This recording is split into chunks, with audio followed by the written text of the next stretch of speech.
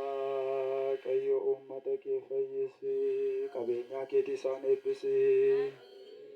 Yaa Waaqayyo uummata kee fayyisi, qabeenya keetii isaan eebbisi. Waaqayyo uummata kee fayyisi, qabeenya keetii isaan eebbisi. Hanga bara baraatti eegi ol isaan taasisi. Yookicha ilma kee gooftaa keenya Yesuus Kiristoosiin ulfaataa dhiiga isaa kan nyaatan, kabajamaa dhiiga isaa kan ulfaataa foon isaa kan nyaatan, kabajamaa dhiiga isaa kan dhugdan, bakka kanatti kan walitti qabantan beektaniitu hin beekii halkan dukkana keessa guyyaa ifa keessa kan hojjettan cubbuu keessan isa darbeen isiniif haa dhiisu, isa darberraa isin haa eegu, isa dhufurraatii isin haa eegu. Cubbuu keenya isa darbii jajabinaan dadhabinaan halkan dukkanaan guyyaa ifa keessa xinnummaa keenyaa kaasne kan hojjenne kan isa yakkine hundumaatti nu hiikee nu dhiqee nu qulqulleesse isa dhufurraa amaarraa nu eegee haala mootummaa isaa Yerusaalem qulqulleetti keessatti kan geenye akka nu taasisuuf yaa Kiristoos nu fayyisi.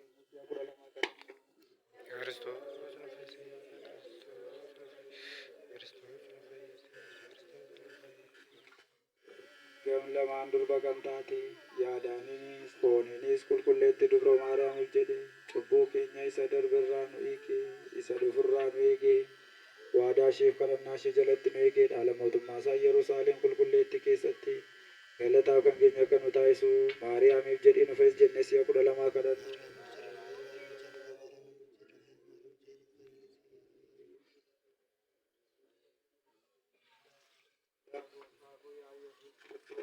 Cubbuu nagarbicha keetii cubbuu garboota kee hundumaa isiniif haa funuun jedhi kan hiikaman bilisa kan baana ta'anii.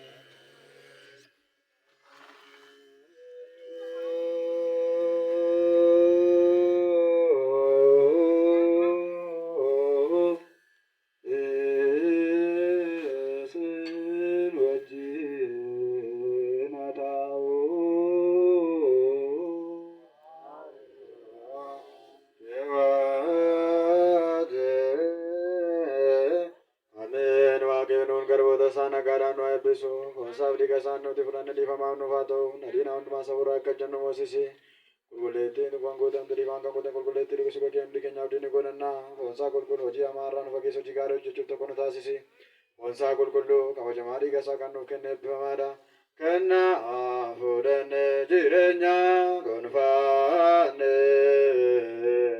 humna faannoo kan Yesuus Kiristoos Senia Gota